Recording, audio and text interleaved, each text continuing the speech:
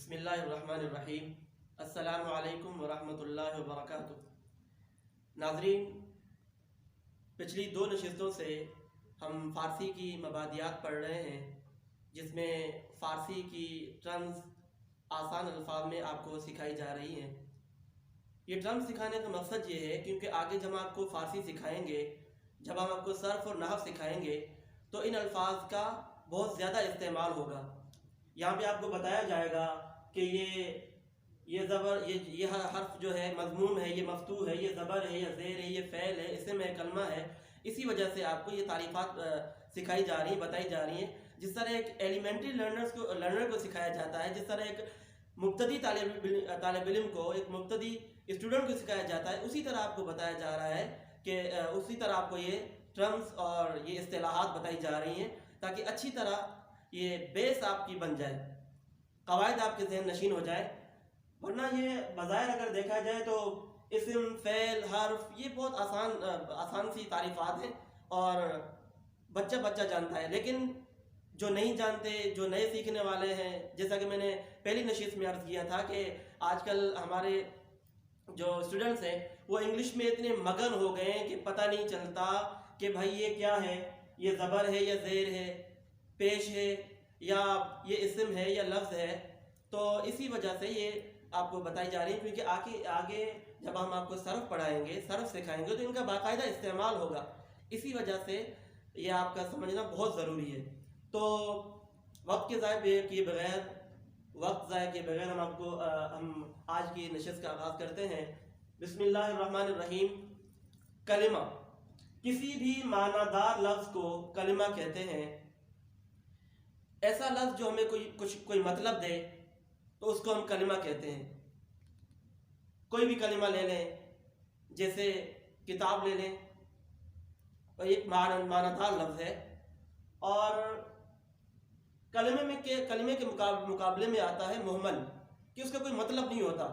جیسے اردو میں ہم بولتے ہیں چائے وائے، اب چائے تو چائے ہے، وائے کیا ہے یہ ہمیں معلوم نہیں ہے، تو کلمہ کہتے ہیں کسی بھی معنی دار لفظ کو۔ اب آتے ہیں اسم کی طرف۔ اسم اس کو کہتے ہیں کہ جس کے معنی میں زمانہ نہ پایا جائے، جس کے معنی میں زمانے کا عمل دخل نہ ہو اور اس کے معنی ہمیں اچھے طریقے سے سمجھ میں آ جائیں۔ جیسے آپ اس کو لے لیں، ایک نام ہے زید، کسی بھی چیز کے نام کو زید کہتے ہیں کیونکہ اس میں زمانے کا کوئی عمل دخل نہیں ہوتا۔ اور اسی طرح فعل کی بھی وہی تعریف ہے جو اسم کی تعریف ہے، البتہ جس طرح اسم میں ہم نے کہا تھا کہ جس میں زمانہ نہ پایا جائے، اس طرح فعل میں زمانہ پایا جائے گا۔ جیسے آمد، یہ فارسی کا ایک لفظ ہے، آیا، اب اس میں زمانہ پایا جا رہا ہے کہ بھائی یہ ایک بندہ زمانہ ماضی میں آیا تھا، گزشتہ زمانے میں آیا تھا۔ حرف کہتے ہیں کہ کسی دوسرے کلمے کے ملائے، اسم یا فعل میں سے کسی اور کلمے کے ملائے اس کے معنی ہمیں سمجھ میں نہ آئے، اس کو کہتے ہیں حرف۔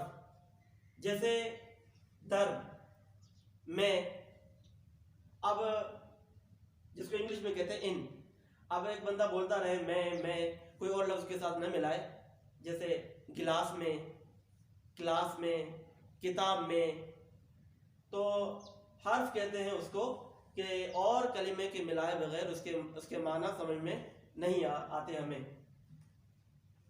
زمانے 3 طرح کے ہوتے ہیں، جیسا کہ میں نے پہلے عرض کیا کہ یہ بالکل آسان سی تعریفات ہیں، لیکن کیونکہ یہ ایلیمنٹری لرنرز کے لیے ہے، مبتدئین کے لیے ہے، لہذا ایک ایک لفظ اور ایک ایک بات آپ کو اچھے طریقے سے اور شروع سے سمجھائی جا رہی ہے۔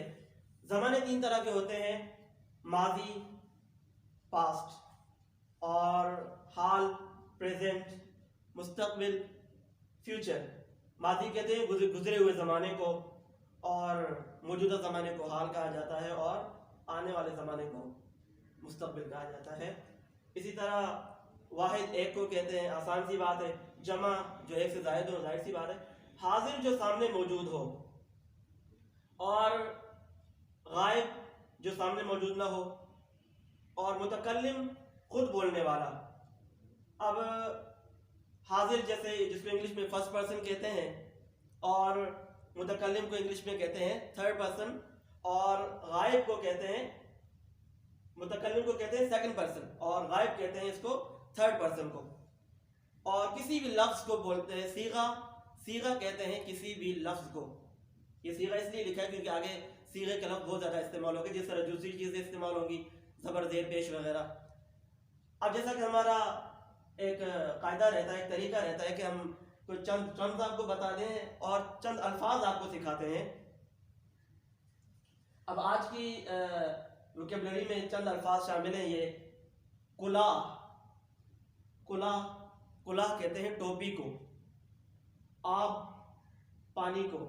اہل زبان جب اس لفظ کو بولتے ہیں، جب کوئی مد والا لفظ ہوتا ہے تو اس کو واو کی طرف مائل کر کے بولتے ہیں، تو وہ فارسی بان کہیں گے اوب، اوب کہتے ہیں پانی کو۔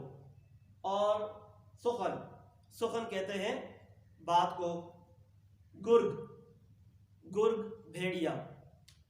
تو ان اصطلاحات کو، ان ٹرمز کو آپ ذہن نشین فرما لیں، تاکہ آگے جو ہم آپ کو زبان سکھائیں گے اس کے سمجھنے میں آپ کو کوئی دقت اور آپ کو کوئی مشکل، کوئی ڈیفیکلٹی آپ کو پیش نہ آئے۔ انشاءاللہ اگلی نشست میں ہم کچھ نئی تعریفات اور چند نئے الفاظ کے ساتھ آپ کے سامنے حاضر ہوں گے۔